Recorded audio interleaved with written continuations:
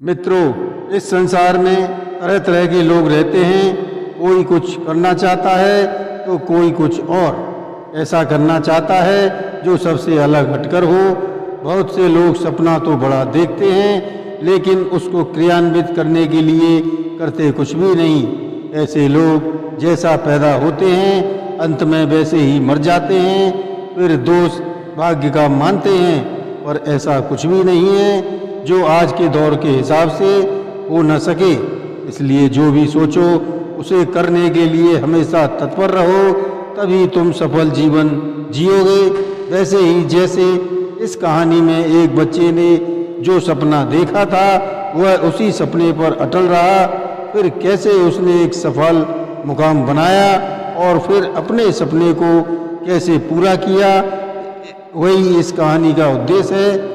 उस बालक के सपने के बारे में जानने के लिए सुने और इस वीडियो को सब्सक्राइब करके कमेंट करके हमें बताएं हमारी कहानी के बारे में। धन्यवाद। नमस्कार, मैं रणवीर सिंह लोटस एंटरटेनमेंट में आपका हार्दिक स्वागत करता हूं। मित्रों, किसी शहर में एक बालक अपने माता पिता के साथ एक छोटे से घर में रहता था। उस बच्चे का पूरा नाम सूर्य प्रताप था। पिताजी कोई छोटा मोटा कार्य करके अपनी गृहस्थी का लालन पालन करते थे। कुल मिलाकर इस परिवार का जीवन रूपी नैया ऐसे तैसे चल रही थी। माँ बाप कुछ भी करने में असमर्थ थे, लेकिन इनका बालक बड़ा ही कुशाग्र बुद्धि का था और पढ़ने लिखने में भी अच्छा था। वह क्लास में हमेशा अव्वल आता था, पर सूर्य प्रताप अपने में ही मशगूल रहता था। उसे सपने देखने का बड़ा शौक था। फिर क्यों न हो, बचपन तो होता ही सपने देखने के लिए है। उस लड़के ने भी सपना देखना शुरू कर दिया। उस लड़के के घर के पास ही एक सेठ रहता था जो काफी धनिक था। आलीशान बंगला तथा लग्जरी गाड़ियों का मालिक था। उस सेठ की पत्नी भी आभूषणों से लकदक रहती थी। कुल मिलाकर वह परिवार पूरी तरह से संपन्न था। जब भी लड़का वहां से गुजरता वह इस बंगले के सामने हमेशा थोड़ी देर जरूर रुकता तथा सेठ और उसके बंगले की जरूर निहारता और सोचता काश उसके पास भी ऐसा बंगला होता, गाड़ियां बंगला नौकर चाकर होते तो वह भी अपने माता पिता को सुखी जीवन प्रदान करता।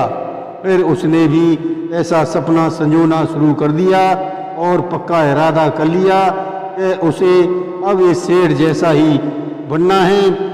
एक दिन उस लड़के ने स्कूल में लेख प्रतियोगिता का आयोजन हुआ।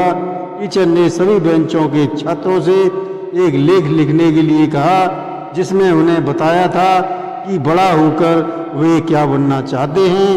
तब लड़के ने पूरी रात जागकर एक बहुत ही बेहतरीन लेख लिखा। उस लेख में उसने अपने सपने के बारे में विस्तार से लिखा और उस लेख में बंगला गाड़ियों आदि के फोटो भी बनवा दिए थे।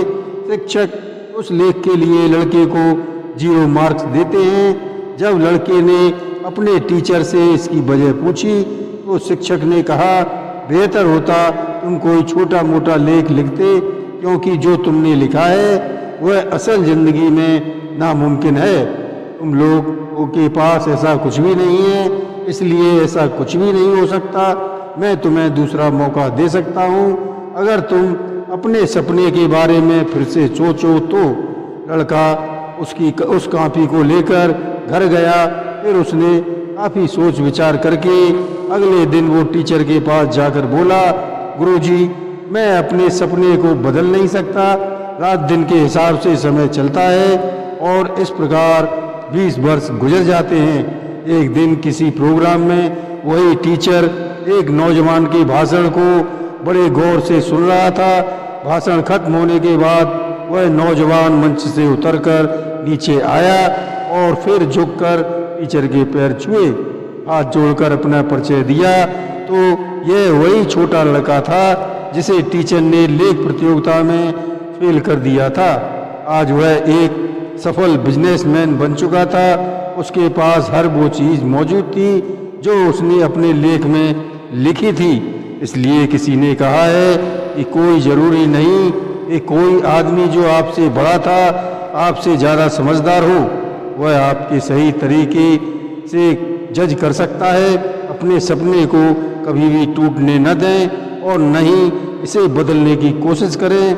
बस उस रास्ते पर चलने लगें जिसे सपनों के माध्यम से अपने लिए बनाया है। सपना देखने में कोई हर्ज नहीं है, बस जरूरी है उसको क्रियान्वित करना, तभी आप अपने सपने को साकार कर पाएंगे। नमस्कार।